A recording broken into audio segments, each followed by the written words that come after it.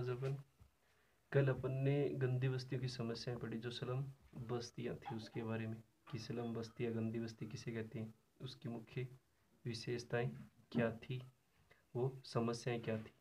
अब देखिए, स्लम या जो गंदी बस्तियां होती है, अपन ने पढ़ा था कि इस प्रकार की बस्तियां क्या होती हैं, बहुत ही जीर्ण शीर्ण मकान होते हैं, या रेलवे लाइन के किनारे, या नदी नालों के किनारे, या ऐसे स्थानों पर विकसित होती हैं जहाँ पर स्वास्थ्य की दशाएं क्या होती हैं, बिल्कुल ही निम्न पाई जाती हैं। जैसे मैंने पढ़ा था, साफ पीने का पानी नहीं है, विद्यालय नहीं है, शिक्षा का अभाव पाया जाता है। ये स्लम या जो गंदी बस्ती या जिसको झुग्गी झोपड़ी कहते हैं, उन स्थानों की क्या होती है, मुख्य समस्याएं पाई जाती हैं। आज देखिए इसमें स्लम या कच्ची बस्तियों की समस्याओं के समाधान हेतु उपाय, यानी कौन कौन से ऐसे उपाय किए जाए जिससे इन जो स्लम बस्तियां या जो गंदी बस्ती हैं उनकी समस्याओं को क्या किया जा सके, हल किया जा सके। यानी चार उपाय देखने की बार प्रश्न आता है कि स्लम या गंदी बस्ती की समस्या के समाधान हेतु कौन कौन से उपाय किए जा सकते हैं। जैसे पहला उपाय है कि सरकार द्वारा निम्नतम दर पर आवास उपलब्ध कराना, यानी सरकार ऐसे प्रयास करे, क्योंकि अपन ने देखा था ये जो स्लम बस्तियां होती हैं या जो झोगी झोंपड़ी होती हैं, ये बड़े महानगरों में क्या होती हैं, जो गरीब या निम्न वर्ग के लोग होते हैं वो अपनी बनाती हैं। तो सरकार ऐसा प्रयास करे कि निम्न दर पर या कम दर पर उनको आवास क्या करवाया जाए, उपलब्ध करवाया जाए। यानी कम पैसे पर देखें तो आसानी से उनको ऐसी भूमि उनके लिए सरकार उनको कॉलोनी वगैरह विकसित करके दे जहाँ पर वो अपने आप क्या बना सके, आवास बना सके। दूसरा, समस्याओं के लिए उपाय देखें तो नल या टैंकरों द्वारा स्वच्छ पेयजल की आपूर्ति न्यूनतम दर या निःशुल्क की जानी चाहिए। यानी साफ जो पीने का पानी का अभाव होता है उसको समस्या को हल करने के लिए सरकार या तो नल के द्वारा या टैंकरों के माध्यम से न्यूनतम दर पर या निःशुल्क उनको पीने का पानी क्या करवाए, साफ उपलब्ध करवाया जाए। तीसरा उपाय देखें, कच्ची बस्ती में विद्यालय खोलकर बच्चों की शिक्षा हेतु समुचित व्यवस्था करनी चाहिए। यानी जो ऐसी कच्ची बस्तियाँ होती हैं या जो गंदी बस्तियाँ होती हैं वहाँ पर विद्यालय का अभाव पाया जाता है, तो बच्चे शिक्षा नहीं ले पाते, तो वहाँ विद्यालय खोलकर बच्चों के लिए अच्छी शिक्षा की नीचे समुचित व्यवस्था होनी चाहिए, ताकि उनके बच्चों को विद्यालय में जाने का अवसर मिले और शिक्षा प्राप्त कर सकें। चौथा देखें, स्वरोजगार के लिए ऋण उपलब्ध कराना। स्वरोजगार क्या होता है, अपने खुद का रोजगार, यानी ये जो झुग्गी झोंपड़ी वाले होते हैं लोग, इनमें रहने वाले, उनमें रोजगार का भी अभाव होता है। यानी ये इस प्रकार का कार्य करते हैं कि उनको पैसा वहाँ पर कम मिल पाता है, तो अपना जीवन अच्छे से नहीं चला पाते, तो उन्हें स्वरोजगार, स्वरों मतलब अपने खुद का कोई रोजगार छोटा मोटा चला सके, इसके लिए उनको सरकार बैंकों के माध्यम से क्या करवाए, ऋण उपलब्ध करवाए। यानी कम ब्याज दर पर देखें तो उनको क्या करवाया जाए, ऋण उपलब्ध करवाया जाना चाहिए। इस प्रकार की भी सरकार क्या करे, व्यवस्था करे। पांचवा देखें, परिवार कल्याण कार्यक्रमों को अपनाने पर जोर देना दी। यानी सरकार इस प्रकार के उपाय करे कि परिवार कल्याण कार्यक्रम चलाए जाएं इन क्षेत्रों में, जिससे जनसंख्या वृद्धि पर नियंत्रण हो और छोटे परिवार को अपनाने पर क्या दिया जाए, बल दिया जाए। तो ये है स्लम बस्ती या गंदी बस्तियों की समस्या के समाधान हेतु उपाय, कि सरकार द्वारा निम्नतम दर पर क्या करवाया जाए, आवास उपलब्ध करवाया जाए। नल या टैंकरों द्वारा स्वच्छ पेयजल की आपूर्ति न्यूनतम दर पर क्या करवाया जाए, निःशुल्क उपलब्ध दी जाए। कच्ची बस्ती में देखें, विद्यालय खोले जाएं, बच्चों को शिक्षा हेतु समुचित क्या करवाया जाए, व्यवस्था करवाई जाए। स्वरोजगार के लिए ऋण उपलब्ध करवाया जाए। स्वरोजगार क्या होता है, अपना खुद का छोटा मोटा रोजगार चला सके, इसके लिए उनको ब्याज उपलब्ध करवाया जाए, ऋण दिलाने का प्रयास करे सरकार बैंकों के माध्यम से।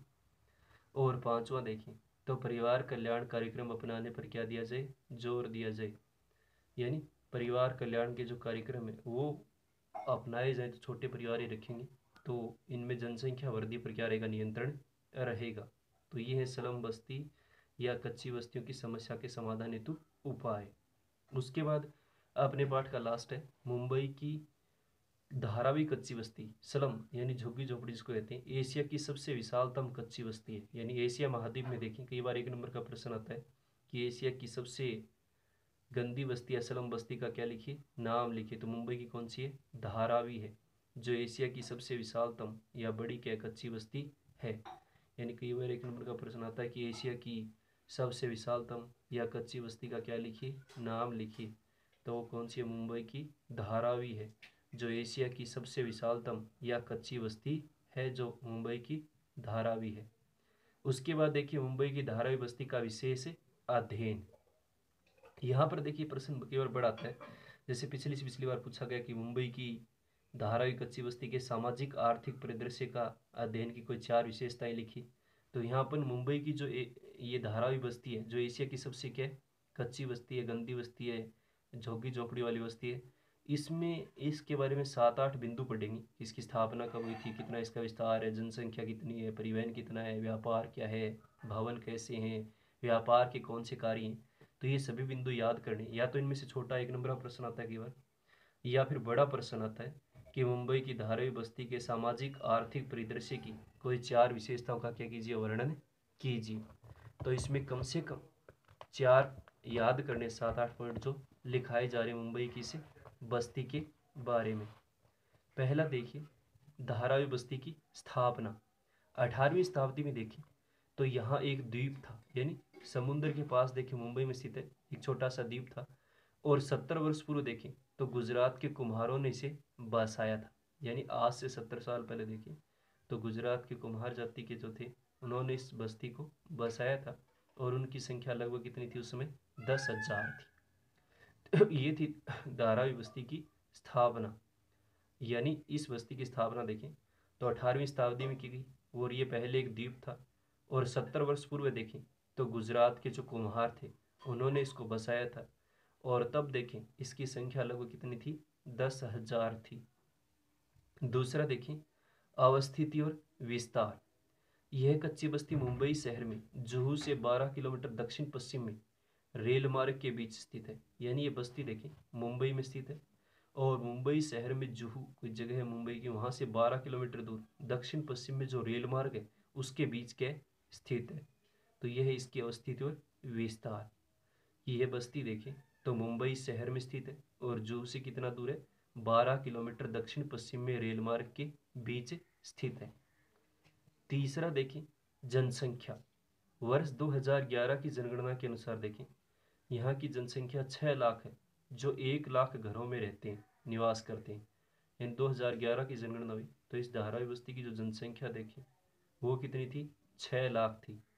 और कितने घरों में रहती है, 1 लाख घरों में। एक घर में देखें तो 10 से 15 व्यक्ति एक ही कमरे में निवास करते हैं, यानी इतनी इसकी जनसंख्या है 2011 के अनुसार। कि कुल जनसंख्या है 6 लाख, जो 1 लाख घरों में रहती है। और एक घर में देखें तो 10 से 15 व्यक्ति क्या करते हैं, निवास करते हैं। तो ये तीसरा इसकी जनसंख्या मुंबई की धारावी बस्ती की। चौथा बिंदु देखिए परिवहन, यानी कि पिछली बार जैसे पूछा गया था सामाजिक आर्थिक परिदृश्य में, तो इसकी जनसंख्या के बारे में, परिवहन के बारे में, आवास के बारे में लिखने थे 4 पॉइंट। देखिए इस गंदी बस्ती से केवल एक मुख्य सड़क गुजरती है, यानी अपन ने पहले पढ़ा था कि इस प्रकार की जो कच्ची बस्तियां होती हैं उनमें सड़कों का अभाव पाया जाता है, बहुत कम में कच्ची गलियां होती हैं, पगडंडियां होती हैं जिनमें चौड़ाई बहुत ही कम होती है, जो 90 फुट रोड के नाम से जानी जाती है, यानी सड़क का नाम है। यानी एक कई बार प्रश्न आता है कि कौन सी सड़क इससे गुजरती है, तो इस रोड का नाम भी देखना है, कौन सी सड़क है ये, 90 फुट रोड, जिसकी चौड़ाई देखें घटते घटते आधे से भी कम रह गई है। यानी इसकी चौड़ाई देखें, यानी बहुत ही संकड़ी जिसको कह सकते हैं, चौड़ाई बहुत कम रह गई।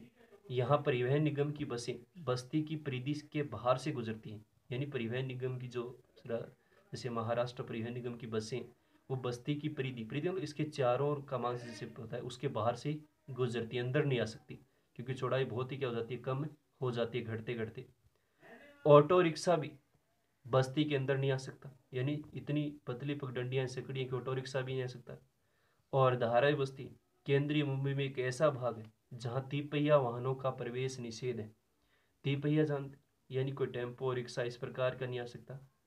कुछ गलियां और पगडंडियां इतनी संकड़ी हैं कि वहां से एक साइकिल का निकलना भी क्या है, मुश्किल लगता है। यानी पगडंडियां जो पैदल चलने के रास्ते हैं वो इतने संकड़ी गलियां हैं कि एक साइकिल भी वहां निकलना मुश्किल है। तो कई बार 1 नंबर का प्रश्न जैसे पिछली बार पूछा गया कि मुंबई की धारावी बस्ती में तिपहिया वाहनों का प्रवेश क्यों निषेध है, तो ये लाइन लिखनी थी कि कुछ गलियां और पगडंडियां इतनी संकड़ी है कि वहां से एक साइकिल का निकलना भी क्या लगता है, मुश्किल लगता है। तो ये है यहाँ पर परिवहन की व्यवस्था। तो मुंबई की धारावी बस्ती में देखें तो अपने 4 बिंदु है। पहली स्थापना कि 18वीं शताब्दी में एक द्वीप था पहले ही, और 70 साल पहले इसे किसी ने बसाया था, गुजरात के कुम्हारों ने। तब इसकी जनसंख्या कितनी थी? 10,000। अवस्थिति और विस्तार देखें तो ये मुंबई शहर से जुहू से 12 किलोमीटर दक्षिण पश्चिम में क्या रेल मार्ग के बीच स्थित है। जनसंख्या देखें तो 2011 के अनुसार 6 लाख है, जो 1 लाख घरों में क्या करती है? निवास करती है। और एक घर में 10 से 15 व्यक्ति रहते हैं एक कमरे में। इतनी भीड़ भाड़ वाली की बहुत ही ज़्यादा भीड़ है। परिवहन देखें तो इस गंदी बस्ती से एक सड़क गुजरती है, नाम देखना क्या नाम है? 90 फुट रोड, जिसकी चौड़ाई घटते घटते आधे से भी क्या रह जाती है? कम रह जाती है। परिवहन निगम की जो बसें हमारा वो इसकी परिधि और इसके चारों बाहर से गुजरती है, क्योंकि अंदर आ ही नहीं सकती, सड़कें बहुत क्या हैं? गलियां बहुत ही संकड़ी हैं। ऑटो रिक्शा बस्ती के अंदर नहीं आ सकता। और धारावी बस्ती केंद्रीय मुंबई में एक ऐसा भाग है जहाँ तिपहिया वाहनों का प्रवेश निषेध है। ऑटो रिक्शा वगैरह ये तिपहिया वाहन वहाँ नहीं आ सकते। तो ये प्रश्न है पिछली बार 1 नंबर का, मुंबई की धारावी बस्ती में तिपहिया वाहनों का प्रवेश निषेध, निषेध और रोक है, वहाँ पर वर्जित है। और कुछ गलियां और पगडंडियां इतनी संकड़ी हैं कि वहाँ एक साइकिल का निकलना भी क्या लगता है? मुश्किल लगता है। कि कुछ गलियां देखें और पगडंडियां जो पैदल आने के रास्ते हैं वो इतने संकड़े हो गए कि वहाँ से एक साइकिल का निकलना भी क्या लगता है? बहुत ही मुश्किल लगता है। तो ये थी मुंबई की धारावी बस्ती का विशेष अध्ययन। 4 बिंदु जो समाज अपने पढ़े: स्थापना, अवस्थिति, विस्तार, जनसंख्या और परिवहन।